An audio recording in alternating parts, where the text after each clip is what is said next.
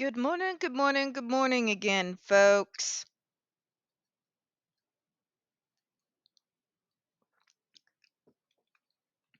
Welcome to another episode of Spilling Tea. I'm your host, Tiffany Daniels, and we are going back to that horrible world known as the JRC. The but before we get into it, the disclaimers. In the description box, if you are not familiar with the Stop the Shocks campaign or the campaign against the troubled teen industry, in there, you're going to find all the pertinent links. Please, in particular, take note of an article written by NeuroClastic, a small non for profit started by autistics for autistics. In that, they interviewed over 900 ABA professionals in regards to the JRC so called behavior modification program. It is an article that the Judge Rotenberg Educational Center felt so threatened by that they threatened NeuroClastic with a defamation lawsuit if they did not remove it from their website. NeuroClastic has refused. Please read that article and share it on all your social media.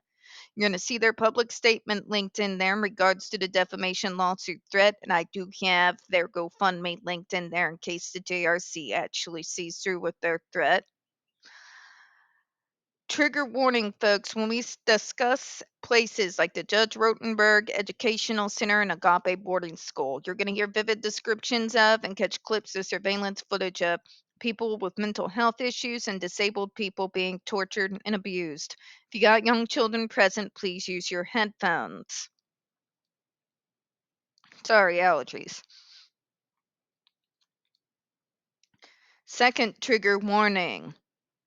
This channel is marked not for kids for a reason. We use profanity on occasion and speak on dark subjects.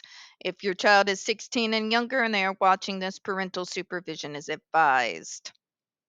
All right, so I already kind of peeked at this. So what we're going to see is a whole bunch of lies. Just prep for what we're about to read. The devices are subject to extensive federal and state regulation. The FDA regulates aversive conditioning devices, including the ones that use electrical shocks, as Class 2 devices. That is a lie. DC Circuit Court, that's a lie. Whereas they do regulate the SIBIS device and have it classified. The most modern version of the current GED device has not been approved by the FDA. Okay? That is actually mentioned in the decision from 2020 that the FDA made in regards to the GED device. It brings up the fact that its current iteration has not undergone FDA testing. It does not have any extensive regulations on its use because they have not even had the chance to actually test said device. So you're lying. You're playing fast and loose with the truth, which I know is all your all's MO. But let me remind you all that the GED device has not been subject to extensive federal or state regulation since the late 1990s. The only device that was approved for use in regards to the GED device was the GED-1. Every single iteration and change of device that has been made since then has not been subject to any form of FDA testing, nor have they had any kind of state or federal regulation because the JRC has not submitted it up in order for it to be so. So trying to confuse people by saying, but devices like it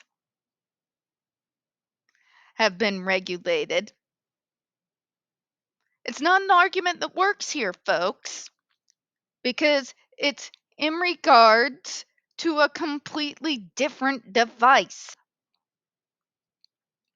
Therefore, this argument has zero credibility or weight. But let's read on with this idiocy, shall we? That classification includes all medical devices that the FDA determines are reasonably safe and effective when subject to special controls like post-market surveillance and patient registries. None of which, again, I will mention, has been done in regards to the current iteration of the GED. In fact, any iteration or version of the GED since the 1990s. Okay? I know this case too well, DC. I know that device and what hasn't been approved and what hasn't been approved, what's been subject to regulation and what hasn't been, far too well for this argument to hold any water with me or anybody else who's gone into any kind of depth in regards to this case. Okay? Doesn't work. In addition to federal regulation, Massachusetts requires several entities to approve of electrical shock treatment. See Judge Rotenberg Educational Center versus Cummer Department of Division Services. Are you really going to use the 1986 consent decree to defend your decision? Really? Really? First off, there is no several entities. That is a lie. What has to be done for that treatment to be approved is called the substituted judgment. That's not several entities, it's one, that being a judge. What's the problem with this? Judges do not go to medical school, they go to law school. So you're having someone judge this who has no experience whatsoever in this field. That's not several entities, it's one guy with no medical training. Okay? Don't blow smoke up my ass and call it perfume, all right? Before the center treats a patient with the devices, the Massachusetts requires several healthcare practitioners to certify that no other treatments were effective or that shock treatment is not contraindicated. This is also a lie. What the DC Circuit Court is not telling you in regards to all the healthcare practitioners that have to sign off, they do that. Well, oh, obviously, people outside the center is approving this. No, they're not. That's a lie. Do you want to know the healthcare practitioners that sign off on this treatment? Every single one of them get their paychecks from the Judge Rotenberg Center. They are all employees of the Judge Rotenberg Center. So, with that being the case, there's this little thing called conflict of interest. When the multiple people you require to sign off on this particular type of treatment all get their paychecks from treatment center that is wanting to use the electroshock, that should null and void it right there. But the DC Circuit Court's not going to tell you that. They're not going to tell you that the healthcare practitioners who are signing off on this insanity are actually employees of Dr. Matthew Israel. Because they want you to believe that it is actually healthcare practitioners that are outside the program who are signing off on this. That's what they want you to assume. But when you do digging into this case, we know that the healthcare practitioners who are signing off on this insanity get their paychecks signed by the Judge Rotenberg Educational Center, which means This argument falls apart, and I didn't even break a sweat.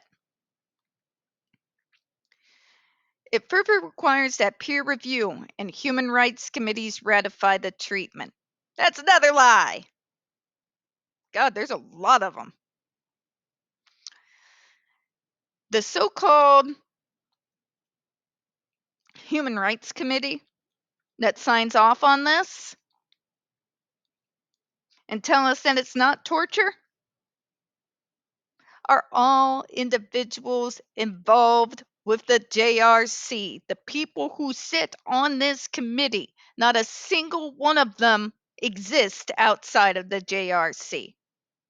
The people who sit on that committee are parents who drink the Kool-Aid and people who that the Judge Rotenberg Center again signs their paychecks. So tell me, why would they go against the entity that is basically in charge of their livelihood? They're not. But the DC Circuit Court doesn't want you to know that. Nor do they want you to know that the UN has repeatedly condemned what the JRC does as torture and has multiple times called on the POTUS and the federal government to do a full-scale federal investigation into this place. But I'll tell you,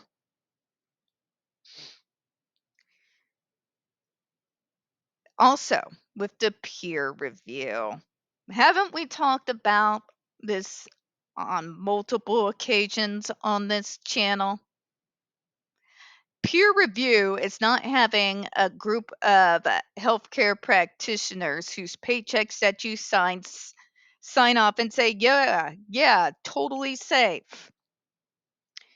Peer review would be a review done by individuals that have no dog in the fight.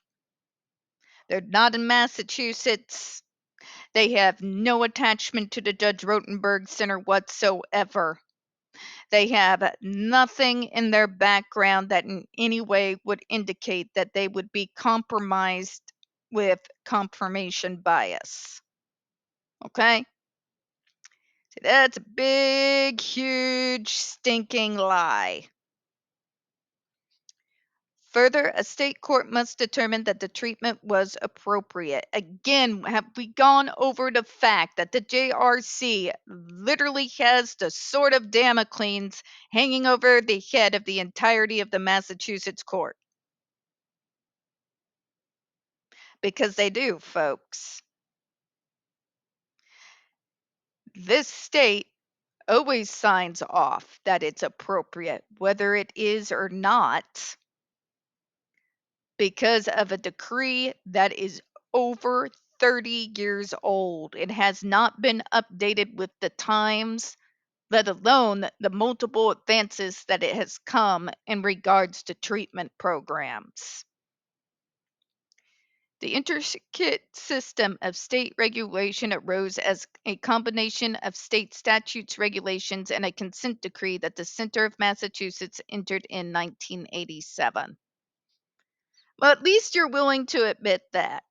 But what you're not willing to admit is that that consent decree has everyone in Massachusetts over a damn barrel. Nobody can oppose this torture. Because every time they do, they swing their money and that decree around. You get where I'm going with, right?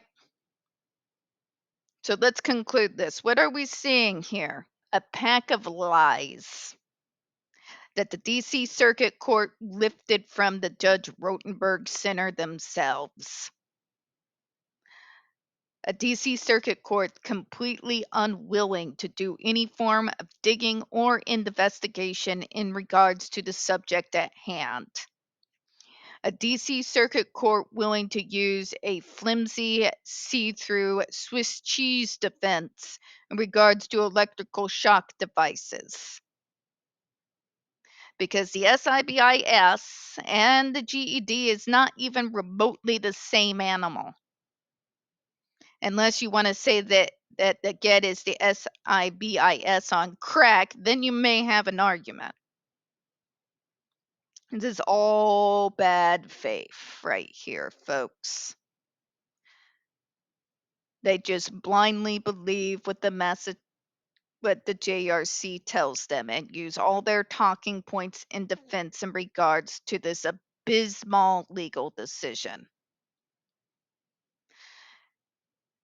So, if any of you needed a wake-up call in regards to how our federal government feels towards people with disabilities, apparently, especially as neurodivergent folks, let this be your wake-up call.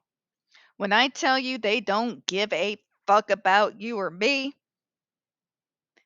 they don't give a fuck about you or me. We are subhuman. And as long as places like the JRC exist that are there to keep us under control, they don't care how that control is done. Okay? Just as long as they don't have to deal with us. And that's the real ugly truth. We're going to go ahead and close out on that. We don't get very many views on this channel. The few that we do get do tend to get removed from time to time. So, folks, please don't forget to hit the like button, hit subscribe, and don't forget to hit the comments. I do appreciate your time this morning. And as always, folks, we here at Spilling Tea hope you have a good one. I'll see you next time.